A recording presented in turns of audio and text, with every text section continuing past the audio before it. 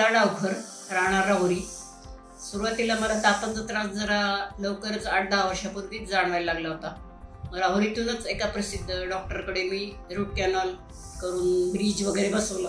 साधारण 2-3 वर्षापर्यंत ते टिकलं. त्यानंतर सगळा ब्रिज निखळून आला. मग आता काय करायचं म्हणून मी पुण्याला, माझी मुलं पुण्याला असतात, मग मी पुण्याला गेले. पुण्याला एका डॉक्टरांकडनं पुन्हा कवळी बसवायचं हे केलं प्रयोग. ती कवळी सक्सेस नाही झाली. त्यानंतर मग मला श्रीरामपूरला ठाकूर म्हणून डॉक्टर, त्यांचा ॲड्रेस कळाला.